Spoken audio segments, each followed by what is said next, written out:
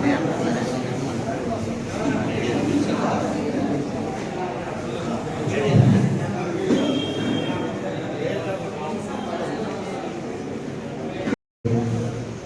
అభిమానులు, పార్టీ కార్యకర్తలు, విద్యార్థులు, విద్యార్థి నాయకులు, పత్రికా సోదరులు అందరికీ నమస్కారం. ఇవాళ జరుగుతున్నటువంటి జన్మభూమి సమావేశం యొక్క ప్రాముఖ్యతని వెలుసులు గారు చెప్పారు. పెద్దలు, సీనియర్ నాయకులు, మాజీ శాసనసభ సభ్యులు కామ్రేడ్ చెప్పేసి జైలు పాలు చేసినటువంటి పరిస్థితులు ఉంది. అలానే శిబు సోరెన్ ఆయన్ను కూడా ముఖ్యమంత్రిని జైలు పాలు చేసినటువంటి పరిస్థితులు. మోడీ గారికి ఒక్కటే ముఖ్యమంత్రుల్ని తన ఇష్టారాజ్యంగా వేధించడం మొదలుపెట్టాడు. ముఖ్యంగా మీకు చెప్పాలంటే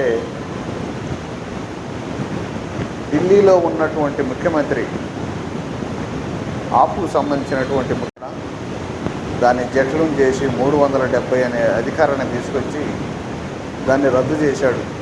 370ని 370 ప్రకారం అయితే కాశ్మీర్ని జాగ్రత్తగా కాపాడుకునే పద్ధతుల్లో చేతులు పెట్టుకున్నాడు.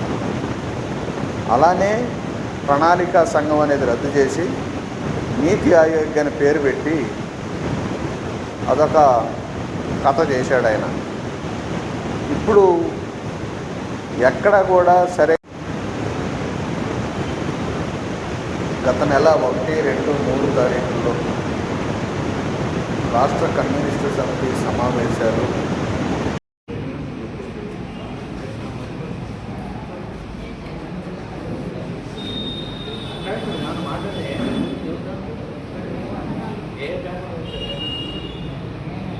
ఈరోజు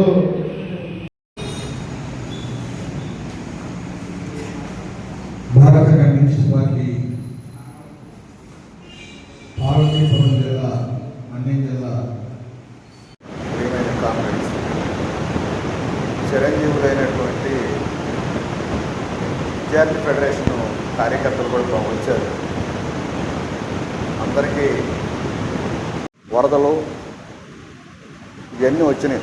ప్రకృతి బీభత్సం చేసింది.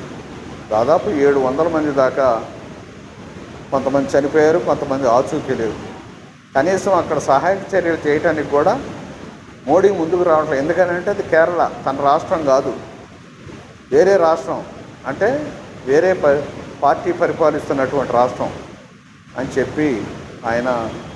కానీ తన రాష్ట్రంలో ఎక్కడ రైలు ప్రమాదం జరిగినా కోట్లాది రూపాయలు సహాయక చర్యలు గుమ్మరించేవాడు. కానీ దీనికి ఆ పని చేయనటువంటి పరిస్థితి ఉంది. ఏదేమైనా మనం మోడీకి వ్యతిరేకంగా మనం భారత కమ్యూనిస్ట్ పార్టీ, అలాగే మనకు కలిసి వచ్చేటువంటి అన్ని పార్టీలతో కలిపి ఐక్య పోరాటం చేయాలని చెప్పేసి నిర్ణయించుకోవడం అనేది జరిగింది.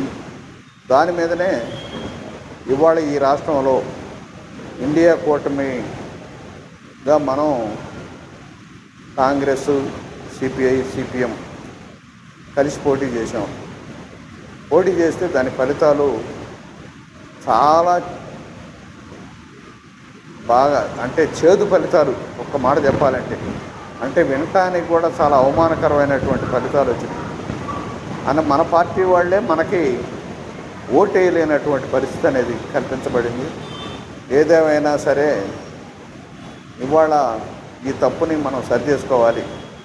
మన పార్టీ సభ్యుల్ని, మన శాఖ కార్యదర్శుల్ని, మన నియోజకవర్గాల్లో ఉన్నటువంటి నాయకత్వాన్ని, జిల్లాలో ఉన్నటువంటి నాయకత్వాన్ని చైతన్యపరుచుకొని వారిని ముందుకు నడిపించాల్సినటువంటి బాధ్యత మన పార్టీకి ఉంది.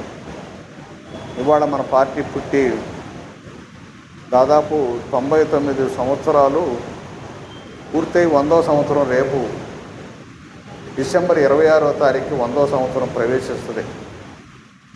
ఈ 100 సంవత్సరాల సందర్భంగా మన పార్టీని, శాఖల్లో ఉన్నటువంటి మన పార్టీ సభ్యుల్ని చైతన్యపరుచుకొని ప్రతి చోట జెండాలు ఎగరేసి మన పార్టీకి జీవం కల్పించే పద్ధతుల్లో మనం ప్రయాణం చేయాలని చెప్పేసి అనుకోవటం జరిగింది. అసలు ప్రజలకి మనకి తప్పింది, చాలా దూరం అయ్యాం. మీరు గమనించే ఉంటారు. జగన్మోహన్ రెడ్డి పెట్టినటువంటి వాలంటీర్ల వ్యవస్థ ద్వారానే సర్వం పరిష్కారం అవుతుందని జనం మొత్తం సచివాలయాల దగ్గరికే పరిగెత్తారు. అసలు ఎప్పుడు జనం సమస్య తీసుకొని పనిచేసే కమ్యూనిస్టు పార్టీ ఓల్డ్ టైమర్ల దగ్గర కానీ కార్యకర్తల దగ్గర కానీ రానటువంటి పరిస్థితి. అదేమంటే కొంతమంది అయ్యా ఇప్పుడు జగన్మోహన్ రెడ్డి వచ్చాడు కదా, వాలంటీర్ల వ్యవస్థ పెట్టాడు కదా, కమ్యూనిస్టులని ఎవరైనా రేషన్ కార్డు అడుగుతున్నారా, ఎవరైనా ఇంటి పట్టా అడుగుతున్నారా, ఎవరైనా పెన్షన్ అడుగుతున్నారని. అసలు పెన్షన్లు ఇవ్వాలని వాదన పెట్టి సాధించిందే భారత కమ్యూనిస్ట్ పార్టీ. 1970వ దశకంలో భారత కమ్యూనిస్ట్ పార్టీ 100 సంవత్సరాల కాలంలో 70వ దశకంలో మీకు ఉదాహరణ చెప్పాలంటే పేదవాళ్ళకి ముసలి వాళ్ళకి పెన్షన్ ఇవ్వాలని చెప్పి మొట్టమొదటిగా నినాదం తెచ్చిందే భారత కమ్యూనిస్ట్ పార్టీ. వీళ్ళకి పెన్షన్ ఏంటి, పేదవాడు ఏంటి, గ్రామాల్లో ఉంటే పట్టణాల్లో ఉన్నటువంటి వీళ్ళకి ముసలి వాళ్ళకి పెన్షన్లు ఏంటని చెప్పి ఆ రోజున ఎగతాళి చేశారు.